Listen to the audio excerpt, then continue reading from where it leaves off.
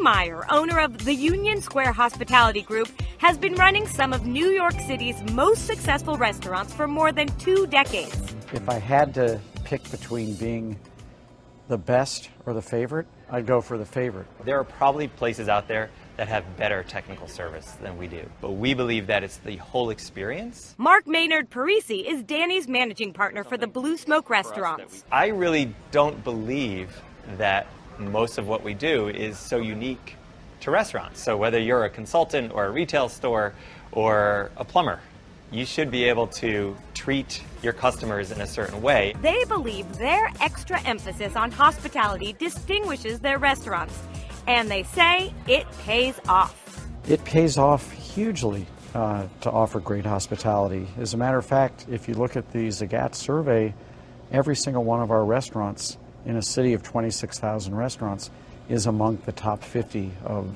New York's favorite restaurants.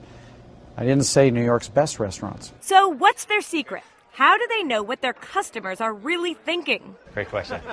I'm looking at the guests' eyes.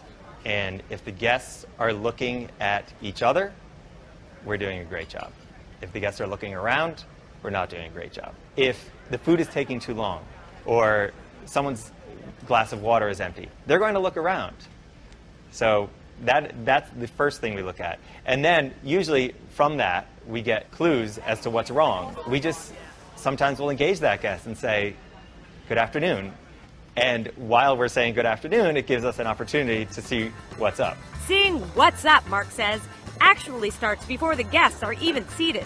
We actually do spend a lot of time on what we call reading the table or reading the guest. When you come in, you have a certain look on your face. And it's our job in a split second to kind of figure out what kind of mood you're in.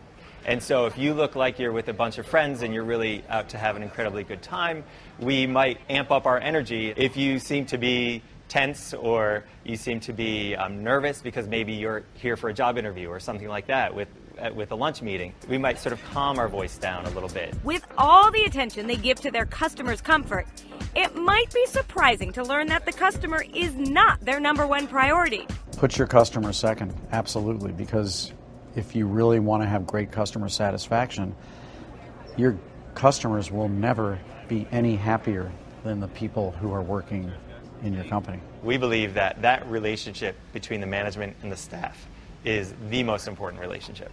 And from there, our guests will necessarily be taken care of. One of the toughest tests of hospitality comes when someone on the restaurant team makes a mistake. It can take teamwork to fix it.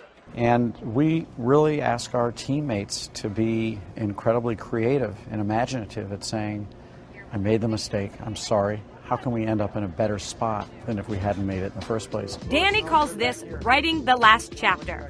You can't unspill a glass of wine, but you can always do something to make amends. And this way, you can write the last chapter. You need to first ask the question, what can I do to make this right? Carrie Matthews, manager at Blue Smoke, says there's no single formula for making it right. Sometimes, someone may no longer be hungry, so an extra order of French fries is not going to do the trick. And it's not hospitality to just give somebody something to placate them. You want to really find out what it is that's going to genuinely make them happy. And maybe they're in a rush and you need to get them out of here as quickly as possible. It's critically important that we embrace mistakes that we make and use them as opportunities to end up in a better spot. We did have a situation the other night where the host accidentally crossed their name off, and I think we were on an hour-and-a-half wait at one point that night, and the bar was packed. And so, that's a difficult situation to turn around. I got this guy.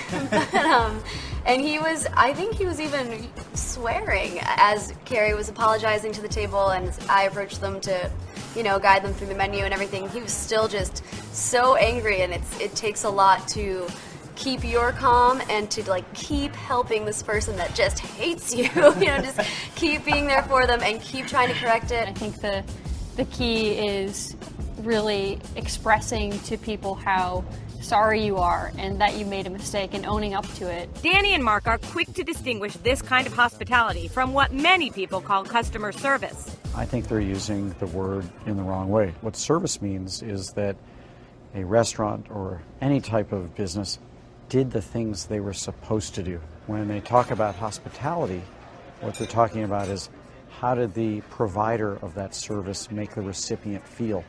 And they're completely different things. And this focus on making people feel good, they say, is key to overcoming the unexpected challenges any business faces every day. To try to do what it takes to make sure that at the end of the day, whatever somebody came into our restaurant with, they leave feeling slightly better than they came in.